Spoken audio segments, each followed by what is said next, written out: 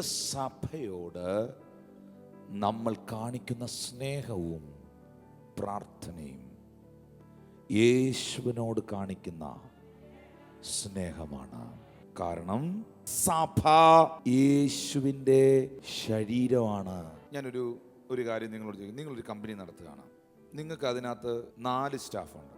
അതിലൊരു സ്റ്റാഫ് ആ കമ്പനിക്ക് വേണ്ടി നല്ലതായിട്ട് കഷ്ടപ്പെടുകയും അധ്വാനിക്കുകയും പ്രവർത്തിക്കുകയും ഒരു കള്ളത്തരവും കാണിക്കാതെ വിശ്വസ്തനായി നിന്ന് പണിയെടുക്കുകയും ചെയ്യുന്നു. എൻ്റെ ചോദ്യം, പ്രമോഷനുള്ള ടൈമായി, സാലറി ഇൻക്രിമെന്റിനുള്ള ടൈമായി, ഒരാൾക്കേ അതിപ്പോൾ ചെയ്യാൻ പറ്റത്തുള്ളൂ. അങ്ങനെ ചെയ്യുവാണെങ്കിൽ ആദ്യം നിങ്ങൾ ആർക്ക് പ്രമോഷൻ കൊടുക്കും?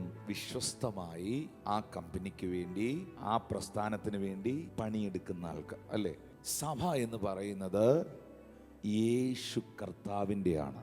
അവൻ്റെ പ്രസ്ഥാനമാണ്, അവൻ്റെ ഉടമസ്ഥതയിലുള്ളതാണ്. അതിനകത്ത് നമ്മൾ ആത്മാർത്ഥമായി വർക്ക് ചെയ്യുകയും പ്രവർത്തിക്കുകയും വിശ്വസ്തരായി നിൽക്കുകയും ചെയ്യുമ്പോൾ ആത്മതലങ്ങളിൽ ആത്മാവായ ദൈവം നിങ്ങൾക്ക് പ്രമോഷൻ തരും.